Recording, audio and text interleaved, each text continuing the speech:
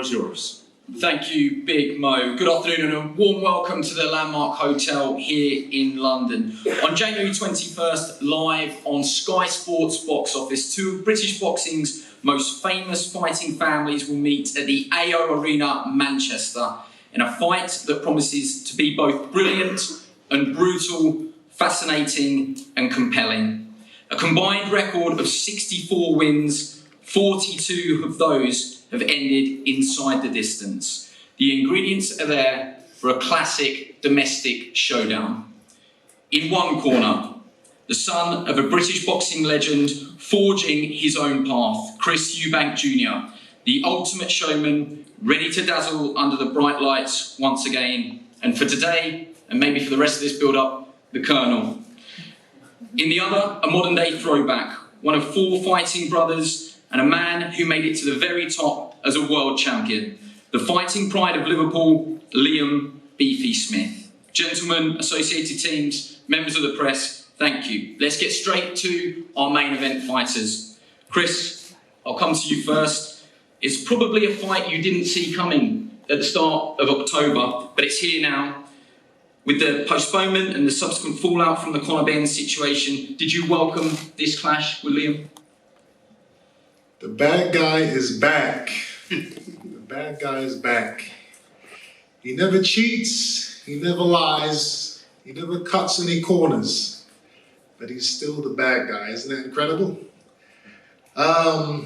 Yeah, this is an awesome fight. I think this is going to be the funnest fight I've had for quite some time. The styles are going to gel excellently. The fans are going to be, they're going to be in for a treat. It can't be a boring fight, just from the way that we both fight. And the fight makes sense, two guys, at the top of the UK scene right now and on the world scene, so we're going to get in there, we're going to have fun. Other fast food brands are available, but do you want to explain the jacket?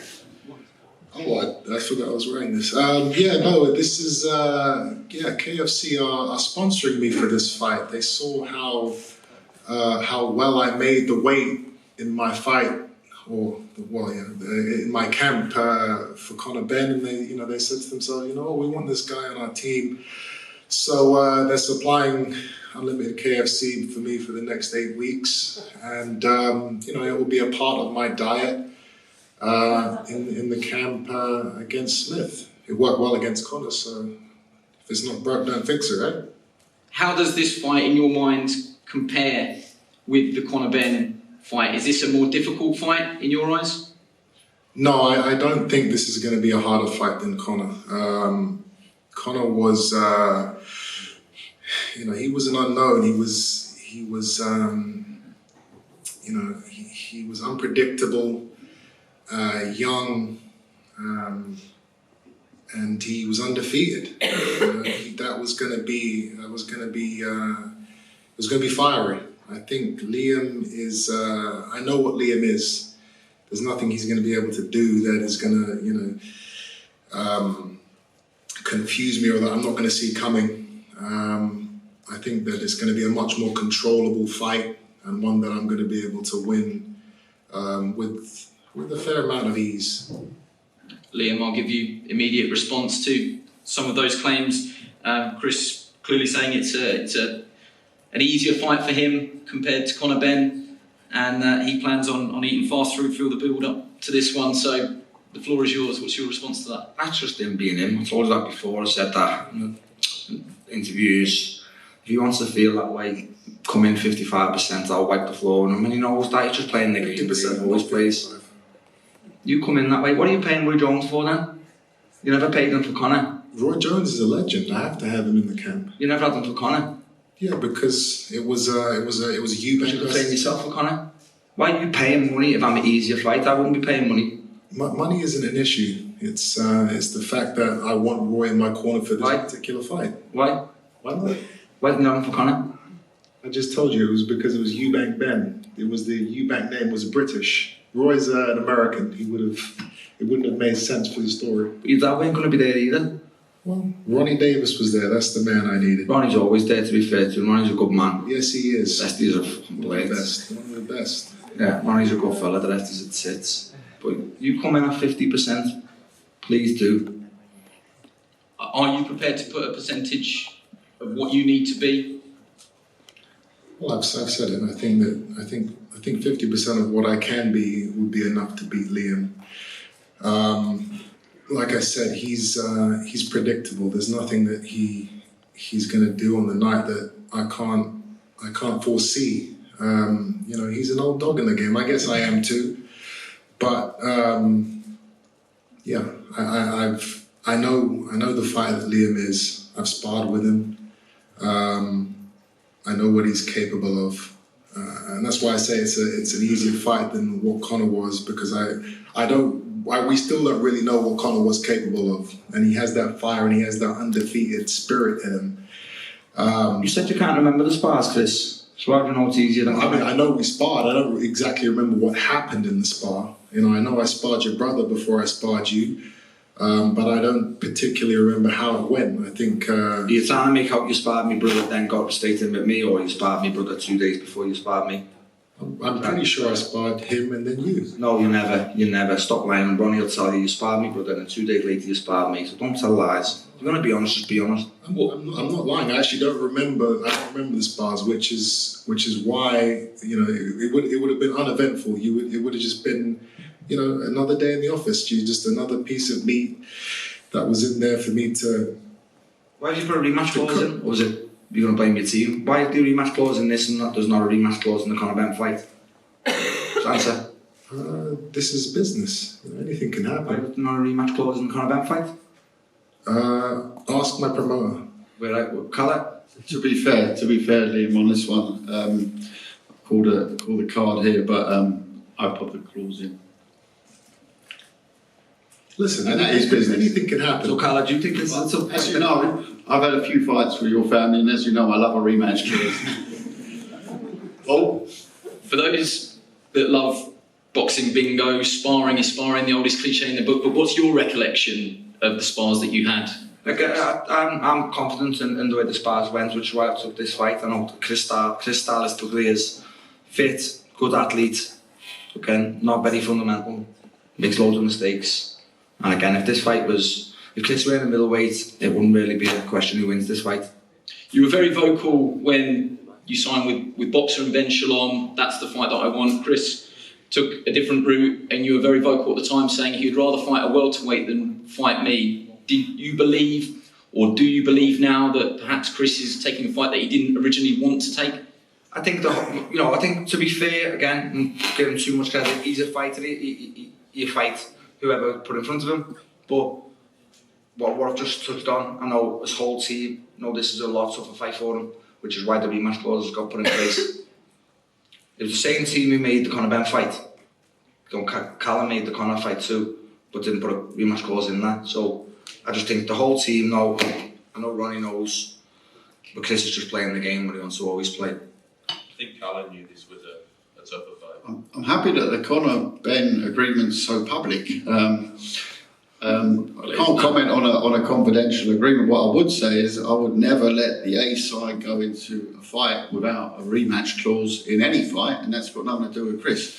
In fact, that is something that Chris didn't put in our agreement. That's something that I have, and that's what we have. We have a rematch clause in there because I have to protect our boxers. That's what we do, and in boxing you can trip over a shoelace in the first round. It's all happened before. We've all seen it before, those who've been around the fight game long enough, Does anyone actually care? I don't know why we keep talking about this. All right, there's a rematch clause. That's why we're just justifying it to you.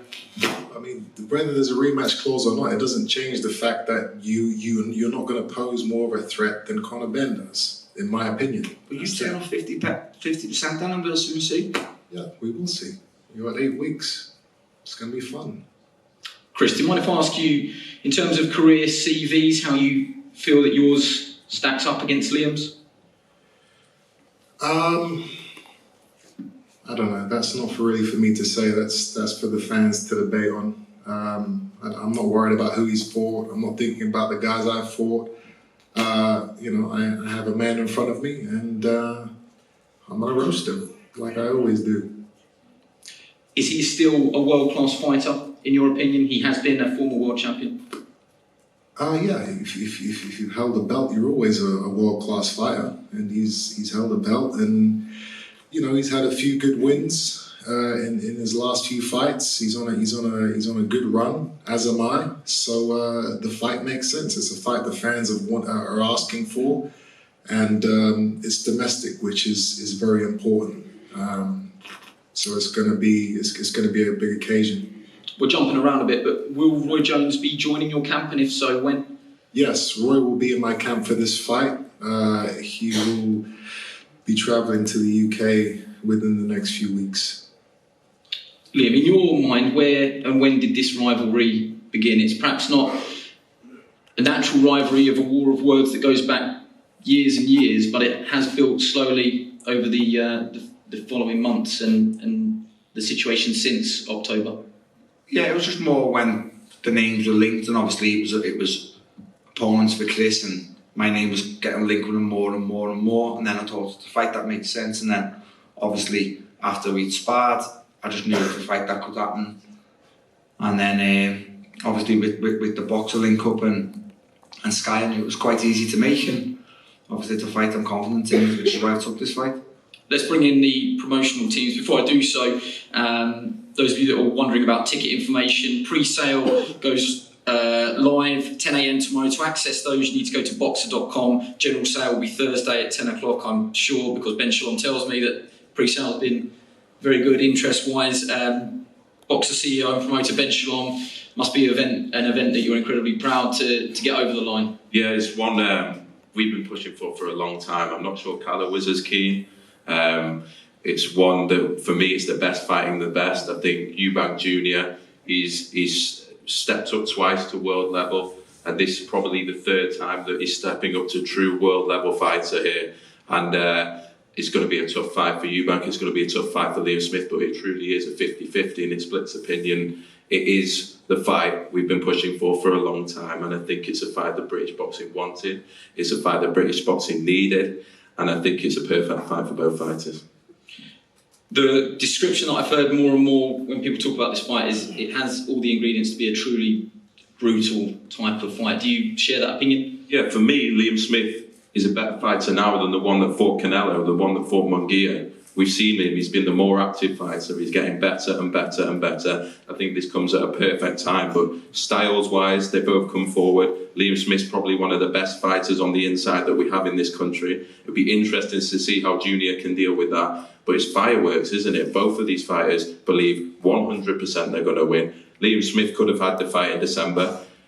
He wanted it in January. This isn't a payday for him. This is a fight that he's coming to win and win well. And I think this is a test for Eubank Jr again to show whether he is world level. And both of them won. Liam wants a second world title, and Chris will want his first one after this. It's a hometown for you, but you know the arena very well, the AO Arena, and this was the natural home for this fight in your eyes? Yeah, I think so. Obviously, in Liverpool, it would have sold out in a couple of minutes, but the Manchester Arena, a much bigger arena, an arena that's had huge events this year with Khan and Brook, and this is the rightful home for a fight like this. I think, amazing way to start the year. It will be an amazing undercard, an amazing event, and Smith Eubank, two of the biggest names in British boxing right now.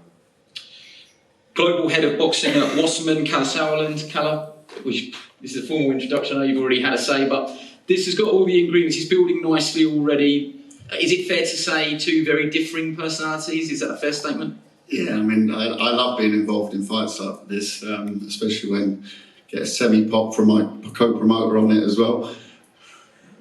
We wanted this fight. What are you talking about? I think you prefer... I mean, let's get this right.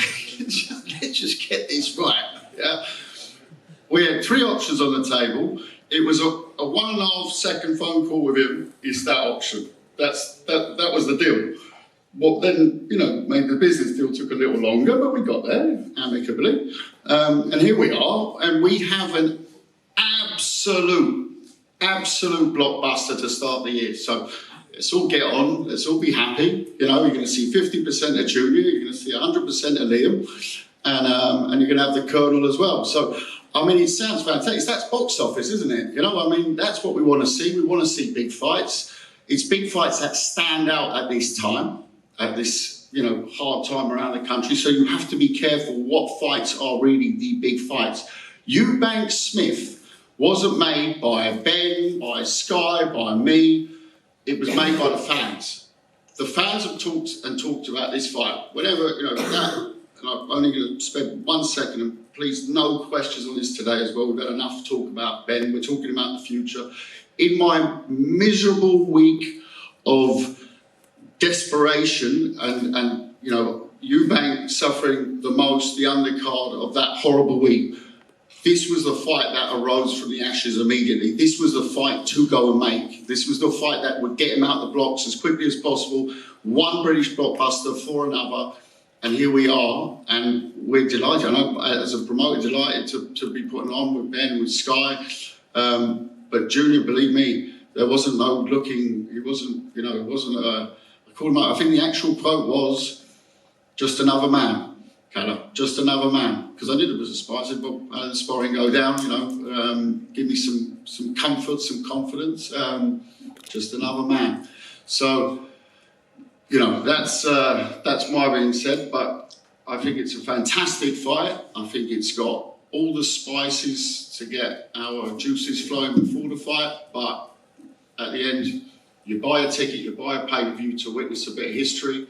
You're talking about Manchester Arena, the scene of so many memorable fight nights. Been lucky to be involved in a few of them. I think this will be an absolute banger that night, and, you know, 50%, if he says it, he'll do it. I'll invite both of you to address each other. Liam first. The Eubank chin is well known in all of British boxing. Do you believe that you can test that chin?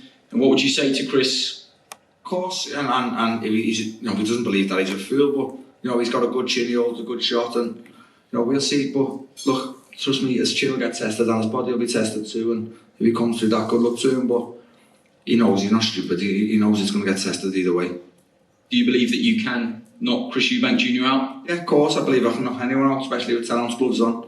And you know, we'll see how Chris is saying. We have a laughed as well. If he's sponsored by KFC, wow, don't. But if he wants to keep doing that, he doesn't make the weight as great as he makes out. Put it that way, and you know, we'll. Message B to Liam and Chris. Do you believe that you can end this fight inside the distance? I look to end every fight inside the distance. It's not going to change for this fight. You know, everybody always says that they can knock me out and they're going to do this and they're going to do that, and it never happens. But you know, I understand he's got to put on a brave face for you guys. But yeah, it's not going to be, as Ben says, a 50-50 fight. I mean, and a lot of people say this, and it's incredible to me when this line keeps coming up. You know, 50-50 fight, pick 'em fight. You know, I haven't worked as hard as I've worked all these years to be on the same level as guys like Liam Smith. You know, I think I deserve a little bit more respect than that. You know, I've paid my dues. I am what I am, and paid your dues. You got a proper leg up because of your name. Well, you know, got a leg up because you know your dad was you know, a superstar back in the day. You got a leg up, to be fair to you. Don't talk like them, because you're not. Like who? You like them, like the haters, like the armchair critics. You know, you're not them. You know better than that. You know, this is not about names. It's not about leg ups and you wouldn't be where you are because of your old man. Well, Chris, you've just said you look to finish every opponent. So it's played out. If we go back to Marcus Morrison, you said you wanted to carry him because it was Roy. Then you've just how many times you put Liam Williams down? 4, was it? Yeah, listen. And he's seen points and made it half a close fight, like. Well, listen, I had an injury and I got through it. You know, with Marcus, it was my first fight back after COVID, and I wanted to get the rounds in. With you, as soon as there's an opening, you fucking better finish me, do it that way. Yeah, you're gonna be on the canvas, and you know how to give up as well, which is another reason why I say you're going to be easier than Conor. You know, Conor, if he got put down, he would rightly or wrongly he would get straight back up. You know how to take a knee and look at your corner and, oh, shall I get up at 9? And all right, it's 9. Let me get back up now and try again. That's a like this, but You know how to play that game. I was on my back, and the count only got to 5. So stop talking shite again. I'm just saying, you know how to lay down like the old dog that you are, and that's what you're going to do on the night. You know how to lose every time you stepped up to something with good fundamentals. You've lost. Come on, listen. Don't speak like them, because you're not. You know better. You've lost them. And for someone who has losses on their record, you know, it's obscene for you to even talk like that. So just stop, please. It's embarrassing. It's real. You think you're a fucking superstar and you're far from it. I never said I was a superstar. I'm just a guy. You talk like you are. You're far from it. I'm just a guy in a KFC jacket trying to make a living. Okay? Calm down over there. One thing that Chris said to you, Liam, was that all he does is the fundamentals. Do you believe the fundamentals, or your fundamentals, are good enough to beat a 50% Eubank Jr? Do you want to answer the question to beat a 50% Chris Eubank Jr? Yeah. No, I'm not going to answer a 50% Chris, because you know full well, and everyone in this room knows he's not saying on 50%. And it baffles me the people who laugh when he says he's going to do it. He turns about 50%, like I said, I'll wipe the floor with him. Can you guard against him getting under your skin? Is he getting under your skin? No, again, that's just Chris being Chris. I said this to you since the first interview I'd done on him. We knew he'd play this game, and we knew as soon as he seen me say it can't be 60%, he's gone better again. I said 50, and that's just him being him. He's just so predictable, it's laughable. I'm intrigued by something that you said there, Chris, was that you still feel that you aren't respected, that you still strive for that respect. Do you feel that you are disrespected within British boxing, within the wider circles? I don't know. It's, you know, I've dealt with this for so long now that it's not even something I think about or care about even. People are always going to say what they want to say. They're always going to think what they want to think. Whether I get my credit or not, at this stage now it's irrelevant. Now all I have to do is give the fans what they want, whether they like me or whether they don't like me. You know, I want to be in big fights. I want to be in fights that the fans want to see and get behind, and you know, and win. And that's what we will do in 8 weeks' time. Well, let's start wrapping it up with predictions. And Callum Sowland, I'll come to you first. I was just sitting there thinking, looking at Callum and Paul, and thinking we've done, I don't know, probably 5 fights together in total. It's very different with Liam. I know Liam obviously many years as well, but I do think that he's a bit under your skin already. And I don't think he would be under Callum's. I don't think he would be under Paul's. But and just got all the yours. You were sitting there like it's the chalk and cheese here that's going to make the. That's the build-up. Anyway, that's the build-up. I think fighting-wise, I think we got the experience. I think we got the youth. I think we got the speed. I think we got the skill set and the size. Sorry, Liam.